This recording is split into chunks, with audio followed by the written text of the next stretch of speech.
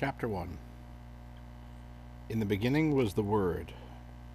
The Word was in God's presence, and the Word was God. He was present to God in the beginning.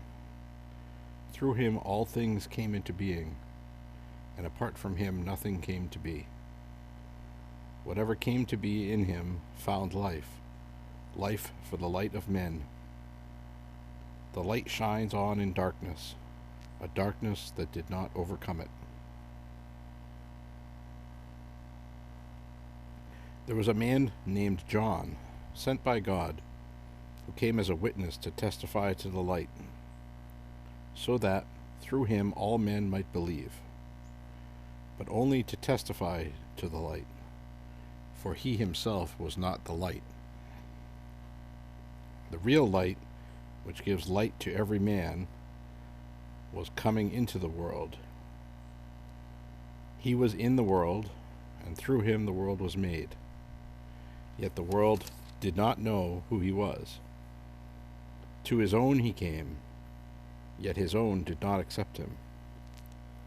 Any who did accept him, he empowered to become children of God. These are they who believe in his name, who were begotten not by blood, nor by carnal desire, nor by man's willing it, but by God.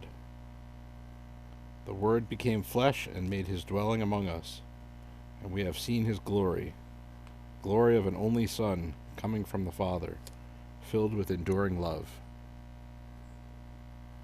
John testified to him by proclaiming, "This is he of whom I said, 'The one who comes after me ranks ahead of me, for he was before me.'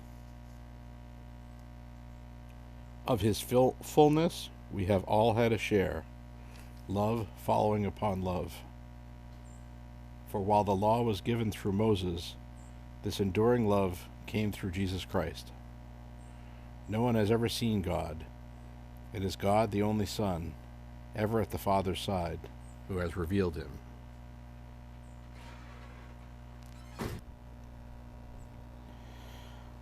On the third day, there was a wedding at Cana in Galilee, and the mother of Jesus was there.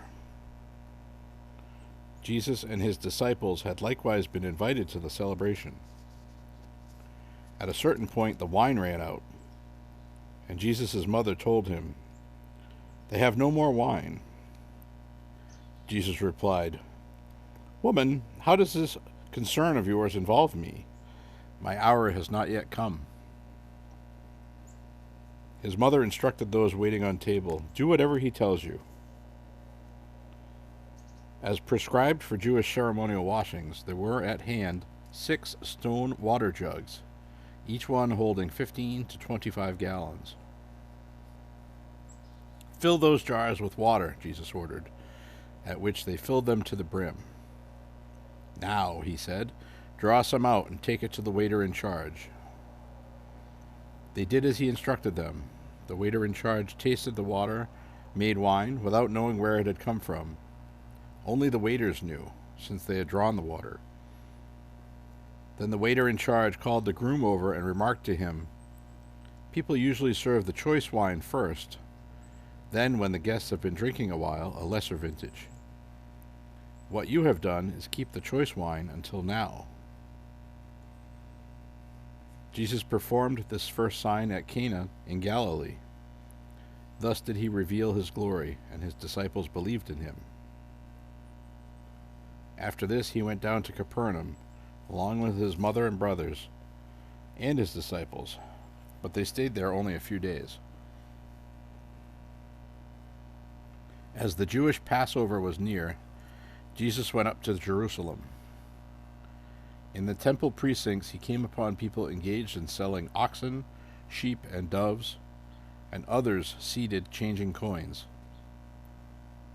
He made a kind of whip of cords and drove sheep and oxen alike out of the temple area, and knocked over the money changers' tables, spilling their coins.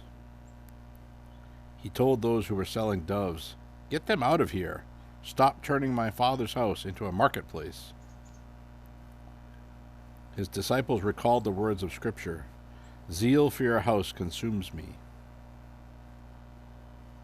At this the Jews responded, "What sign can you show us authorizing you to do these things?" "Destroy this temple," was Jesus' answer, "and in 3 days I will raise it up." They retorted, "This temple took 46 years to build, and you are going to raise it up in 3 days?" Actually, he was talking about the temple of his body. Only after Jesus had been raised from the dead did his disciples recall that he had said this, and come to believe the scripture and the word he had spoken. While he was in Jerusalem during the Passover festival, many believed in his name, for they could see the signs he was performing. For his part, Jesus would not trust himself to them, because he knew them all. He needed no one to give him testimony about human nature. He was well aware of what was in man's heart.